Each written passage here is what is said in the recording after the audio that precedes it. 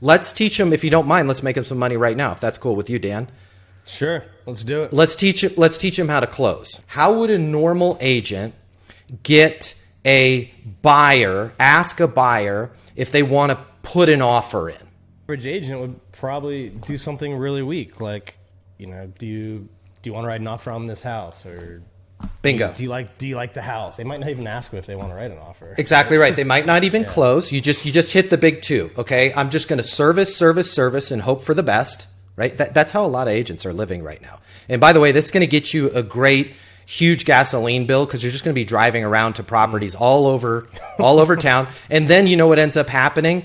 Oh, hey, I there's this great guy, Dan. I went and we just went ahead and signed a listing agreement with him because Dan closed you, right? You can't just service and help. The other mistake that they make that you hit on is, do you want to put in an offer? No. Right? By the way, if you have kids, don't let them listen to this podcast because this is way too powerful for children to understand. Worst possible thing, whether you're an agent trying to close $1 million listing or you're a kid trying to get $20 to go to the mall, the worst possible thing that you can do in your life is ask an all or nothing request. And yes, no question. Dan, do you want to put an offer? Dan, do you want to do this listing agreement with me to sell your home? No. You're either getting yes or no.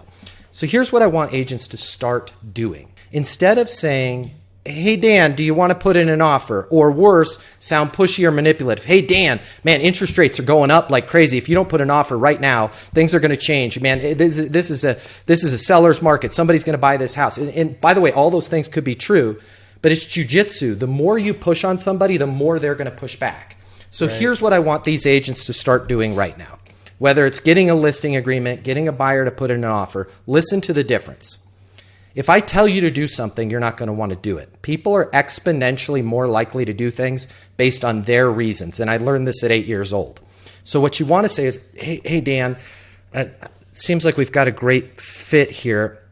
Does it make sense to put in an offer? Okay. So I'm going to ask you, does it make sense to blank, right? Does it, hey Dan, just out of curiosity, does it make sense to put in an offer? Hey Dan, does it make sense to have me be your seller's agent? Or, hey mom, does it make sense to give me $20 to go to the mall? When I ask somebody if something makes sense, I'm not asking them to do anything. So there's no pressure. And they actually have to think about, does this make sense? Here's the other really cool thing for agents out there that's going to save you a ton of time and make you millions of dollars. If I say, hey, tell me no, Dan, okay? Hey Dan, I love that you love the house. Hey, does it make sense to put in an offer? No, I don't think so. Got it. What's a good next step then? Okay. Do you see how if I say, hey, Dan, do you want to put in an offer? And you say no, you've just rejected me on putting an offer. But if I say, Dan, does it make sense to put in an offer? That's a timing question.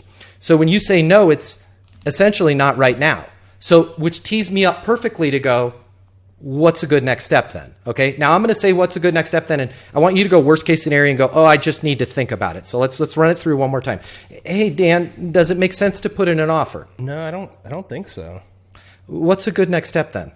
The rates have gone up a lot. I think I just need to think about it more. Got it. What's a good next step for me?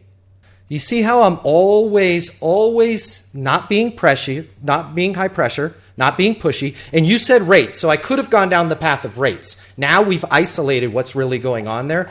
But here's the key. Guys, we teach sales training at Easton University. It's super simple. I'm not going to teach you a million ways to close a deal. But do you see how this is a much better way to live your life? Dan, does it make sense to do this? No. Got it. What's a good next step? Not what's the best next step. What's a good next step? If they still don't know, what's a good next step on my end? And then even if you still push back on me, I can set a next step. Well, Dan, it's Monday morning here at 11. How about we do this? I know you needed some time to think about it. I'll give you over lunch. How about I'll call you at 2:30 if I haven't heard from you before then. Fair enough? If you simply just go through your life with a process to keep things moving forward, you're going to move things forward. You're not going to close every deal. But what's happening is just like you said, Dan, they're not closing at all, or they're saying, hey, do you want this? No. Oh my gosh, I got turned down again. And by the way, everybody right now in this economy is going to be saying no to the beginning. The only way to get them to say yes is to work through the situation with them like a therapist and not like a high pressure, if you don't grab this house, it's going to be gone. That stuff worked 60, 90 days ago. It's not working right now. It actually never did work that well. You just closed deals because it was such a hot market. But these agents weren't helping themselves.